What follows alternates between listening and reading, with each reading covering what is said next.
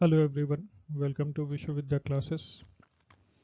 Previous year questions का सिलसिला जारी रहेगा, लेकिन बीच में एक ऐसा मुद्दा जो पूरे देश का एक वातावरण गर्म करके रखा है। तो खैर, हम लोग किसी मुद्दे को एग्ज़ाम पॉइंट ऑफ व्यू से देखते हैं, उसको उसी तरह से एनालाइज करते हैं। और आप भी इसको एग्ज़ाम पॉइंट ऑफ व्यू से ही देखिए, और बहुत ज़्यादा पर्सनल थॉट बनाने की आवश्यकता नहीं है। सरकार को जो काम करना है वो कर रही है। हमारा काम है कि हम इसको एग्ज़ाम पॉइंट ऑफ व्यू से देखें। तो इससे संबंधित मैंने एक आपके एग्ज़ाम के लिए थोड़ा सा कोशिश किया है, आप इसको देखें। अगर इन केस आने वाले एग्ज़ाम्स में अगर थोड़ा भी क्वेश्चन आता है, एक आध नंबर भी आप इससे निकाल पाएंगे। तो इसमें हमने इंक्लूड किया है वक्फ बोर्ड के बारे में। तो हम लोग जानेंगे कि वक्फ क्या होता है, बोर्ड क्या होता है, वक्फ बोर्ड कौन होते हैं इसके सदस्य, क्या करता है ये बोर्ड, इसका स्थापना, पूरी कहानी, हिस्टोरिकल बैकग्राउंड भी देखेंगे हम लोग। इसका केंद्रीय वक्फ परिषद क्या होता है इसके बारे में जानेंगे। अभी जो विवाद छिड़ा है वो विवाद क्या है, और इस पे सरकार और विपक्ष का तर्क क्या है। और लास्ट में एग्ज़ाम फैक्ट्स, जो आपके एग्ज़ाम के लिए सबसे ज़्यादा इम्पॉर्टेंट है। तो कुछ कॉन्सेप्ट के साथ हम लोग एग्ज़ाम फैक्ट्स की ओर आगे बढ़ेंगे। तो आइए शुरू किया जाए। आप सब इसको एग्ज़ाम पॉइंट ऑफ व्यू से देखें। तो क्या है वक्फ, इस शब्द का शाब्दिक मीनिंग क्या है। तो वक्फ अरबी शब्द है। इसका अर्थ खुदा के नाम पर अर्पित वस्तु या परोपकार के लिए दिया गया धन होता है। इसमें चल और अचल संपत्ति को शामिल किया जाता है। कोई भी मुस्लिम अपनी संपत्ति वक्फ को दान कर सकता है। कोई भी संपत्ति वक्फ घोषित होने के बाद गैर हस्तांतरणीय हो जाती है। कहने का मतलब ये है कि एक बार अगर वो संपत्ति वक्फ बोर्ड की हुई तो उसके बाद उसको फिर किसी और को नहीं दिया जा सकता है। तो ये वक्फ है, जो इसका ये एक अरबी शब्द है और इसका मतलब होता है खुदा के नाम पे अर्पित वस्तु या परोपकार के लिए दान किया गया चल या चल संपत्ति। तो ये तो वक्फ का शाब्दिक मतलब हुआ। अब यहीं से वक्फ बोर्ड का जन्म होगा। देखिए, आइए देखते हैं हम लोग अगले स्लाइड में क्या है वक्फ बोर्ड। तो यह एक कानूनी इकाई है। प्रत्येक राज्य में वक्फ बोर्ड होता है। वक्फ बोर्ड में संपत्तियों का पंजीकरण अनिवार्य है। बोर्ड संपत्तियों का पंजीकरण, प्रबंधन और संरक्षण करता है। ये बोर्ड का काम है। राज्यों में बोर्ड का नेतृत्व अध्यक्ष करता है। देश में शिया और सुन्नी, ये आपके सवाल के लिए हो सकता है। देश में शिया और सुन्नी दो तरह के वक्फ बोर्ड हैं। वक्फ संपत्ति प्रबंधन का काम वक्फ बोर्ड करता है। कहने का मतलब ये है कि वक्फ के रूप में अगर कोई भी संपत्ति चल या चल दिया गया हो तो उसके सारे प्रबंधन का काम वक्फ बोर्ड करता है। ठीक है, और इनकी संख्या भी 32 है। अभी आगे हम लोग आगे स्लाइड्स में और इसके बारे में देखेंगे, जानेंगे। तो आगे हम लोग देखते हैं कौन होता है वक्फ बोर्ड का सदस्य। तो अध्यक्ष के अलावा बोर्ड में राज्य सरकार के सदस्य, मुस्लिम विधायक, सांसद, राज्य बार काउंसिल के सदस्य, इस्लामी विद्वान और वक्फ के मुतलवी को शामिल किया जाता है। ये सारे हो सकते हैं इस वक्फ बोर्ड के सदस्य। मामला यहीं से गर्म भी हुआ है, आगे हम लोग देखेंगे कि क्या चल रहा है। वक्फ बोर्ड को मुकदमा करने की शक्ति भी है। वो अपने संपत्तियों के लिए फाइट कर सकता है। आगे देखते हैं क्या है वक्फ एक्ट 1954। यहीं से जन्म होता है वक्फ का। देश में सबसे पहली बार 1954 में वक्फ एक्ट बना। इसी के तहत वक्फ बोर्ड की भी जन्म हुई। 1955 में पहला संशोधन किया गया। 1995 में एक नया वक्फ बोर्ड अधिनियम बना। इसके तहत हर राज्य केंद्र शासित प्रदेश में वक्फ बोर्ड बनाने की अनुमति दी गई। कहने का मतलब है 1995 से पहले राज्यों और केंद्र शासित प्रदेशों में वक्फ बोर्ड नहीं हुआ करते थे, लेकिन 95 में जो संशोधन हुआ उसके बाद हर राज्य और केंद्र शासित प्रदेश में एक एक बोर्ड का गठन किया गया। आगे, इस कानून का मकसद वक्फ से जुड़े कामकाज को सरल बनाना था। एक्ट में वक्फ की संपत्ति पर दावे और रख रखाव तक का प्रावधान है। बाद में साल 2013 में इसमें संशोधन किया गया। आखिरी संशोधन जो हुआ है वो 2013 में हुआ है और अभी 2024 में इसको संशोधित करने का प्रयास किया गया। लेकिन आगे देखते हैं हम लोग कि क्या हुआ। क्या है केंद्रीय वक्फ परिषद? तो केंद्रीय वक्फ परिषद अल्पसंख्यक मामलों के मंत्रालय के प्रशासनिक नियंत्रण के अधीन एक सांविधिक निकाय है। आप देखे होंगे कि किरण रिजिजू जो अल्पसंख्यक मामलों के मंत्री हैं वो ही अमेंडमेंट प्रस्तुत कर रहे थे। परिषद को 1964 में वक्फ अधिनियम 1954 के प्रावधान के मुताबिक गठन किया गया था।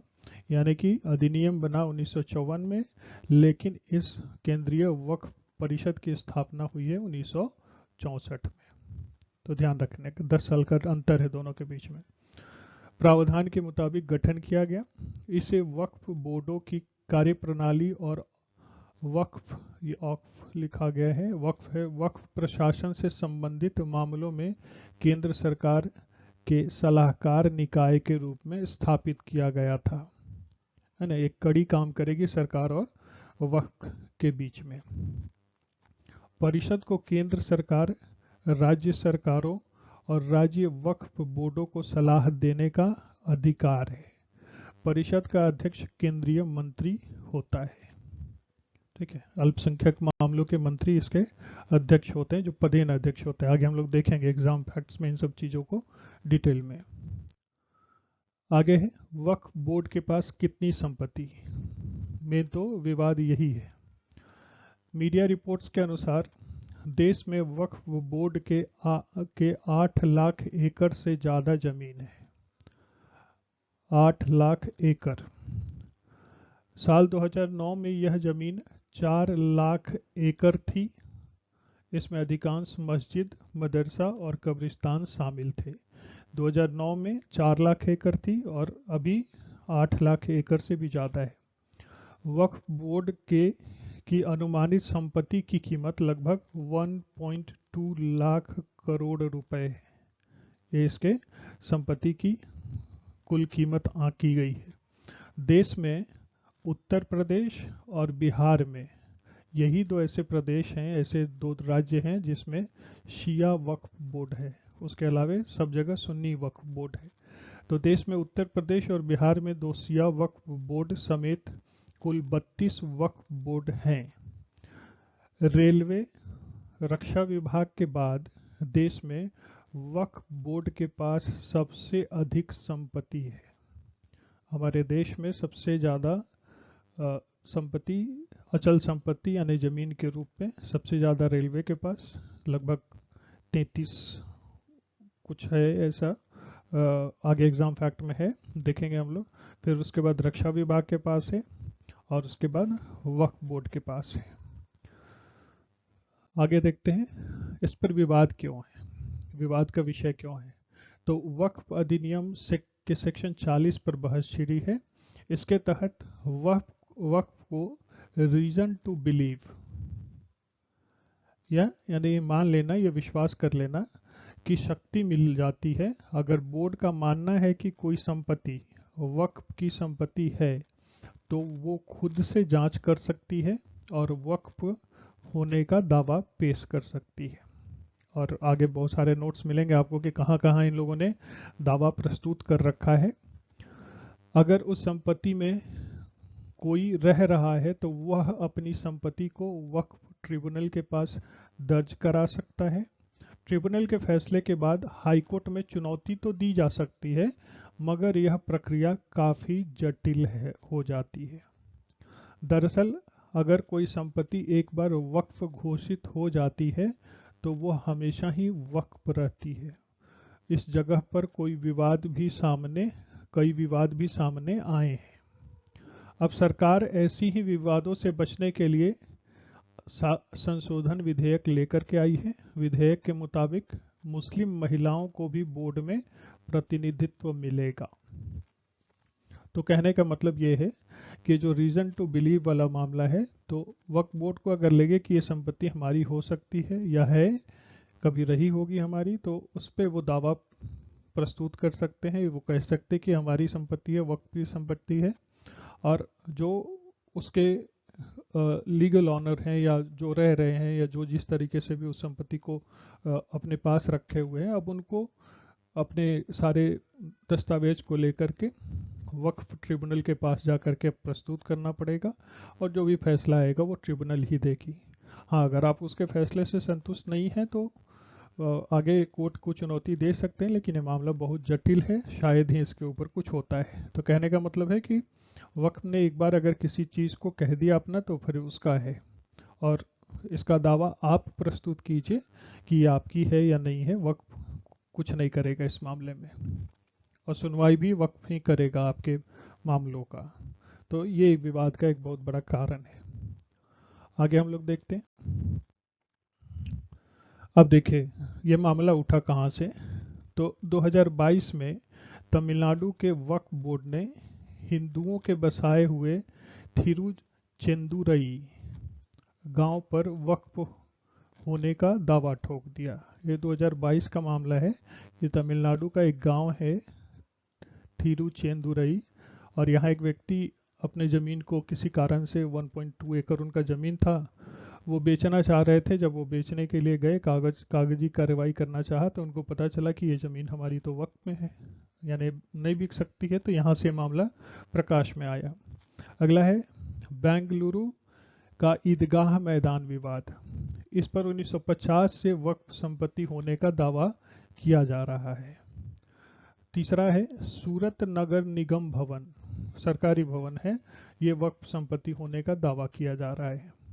तर्क यह है कि इसे मुगल कालीन सराय के रूप में इस्तेमाल किया जाता रहा है। तो ये एक विवाद का कारण है। अगला है कोलकाता के कोलकाता के Tollygunge club, royal Kolkata golf club और बेंगलुरु में ITC विंडसर होटल के भी वक्फ भूमि पर होने का दावा है।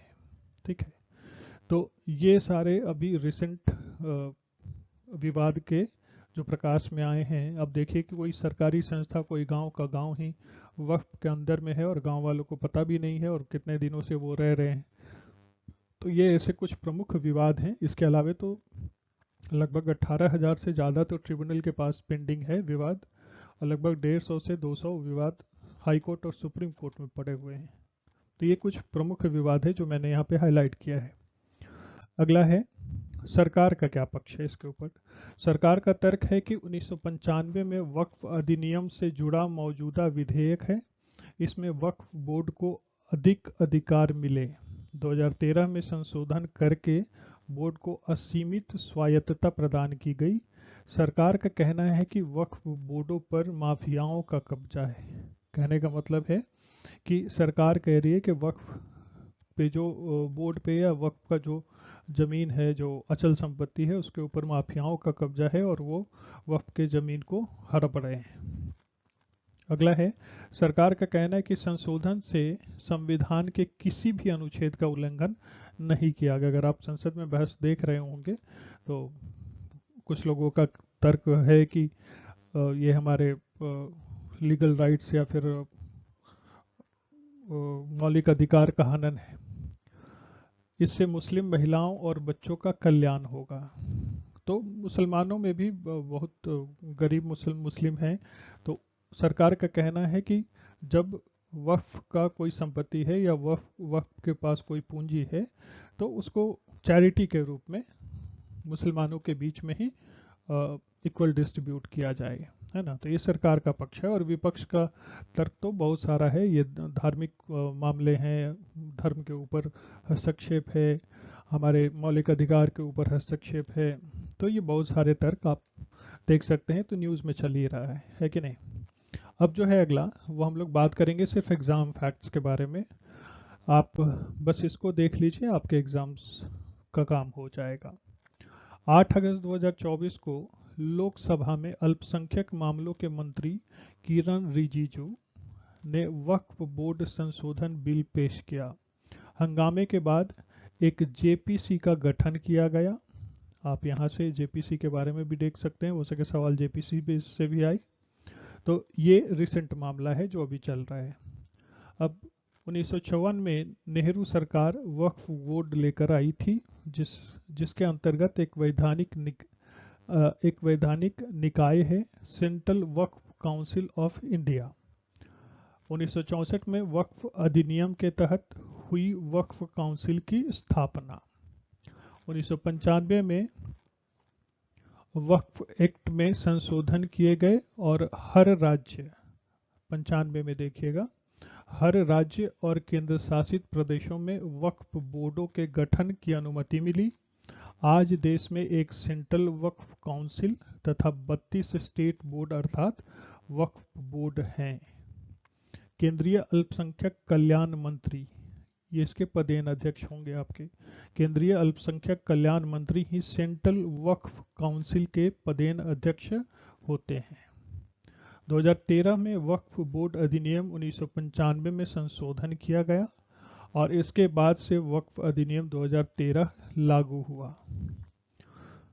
भारत सरकार की अगस्त 2022 की रिपोर्ट के अनुसार देश भर में कुल 8,51,535 वक्फ परिसंपत्तियां हैं, जिसमें सर्वाधिक उत्तर प्रदेश में है, यूपी के बाद सबसे अधिक बंगाल में, पंजाब में और तमिलनाडु में है। भारत सरकार ने वक्फ संपत्तियों की रख रखाव के लिए एक वक्फ बोर्ड और सेंट्रल वक्फ समिति की व्यवस्था की है। इसकी सुरक्षा के लिए 1995 में वक्फ एक्ट तथा 2013 का वक्फ संशोधन कानून भी लागू है। केंद्रीय स्तर पे एक स्वायत्त निकाय है जो सेंट्रल वक्फ काउंसिल, जिसे सेंट्रल वक्फ काउंसिल कहते हैं। इसके अलावा राज्य स्तर पर वक्फ बोर्ड हैं। भारत में कुल 32 वक्फ बोर्ड हैं। भारत में रेलवे के पास 33 लाख एकड़, रक्षा विभाग के पास 17 लाख एकड़ के बाद सबसे अधिक संपत्ति वक्फ बोर्ड के पास 9.4 लाख एकड़ जमीन है, यह चल संपत्ति। इससे जुड़े 18,000 केस ट्राइब्यूनल में और 150 से ज़्यादा केस हाई कोर्ट और सुप्रीम कोर्ट में लंबित है। तो ये आपके एग्जाम्स के लिए इम्पॉर्टेंट हो सकते हैं। आप इसको तो कम से कम जरूर करके ही जाइए या देख करके जाएं। तो मेरे हिसाब से इतना है, आपके एग्जाम पॉइंट ऑफ व्यू से इनफ होगा। बाकी अगर आप विषय की जानकारी विशेष लेना चाहते हैं तो आप बहुत जगह से अपनी जानकारी को पुख्ता कर सकते हैं। तो इस वीडियो में इतना ही। धन्यवाद।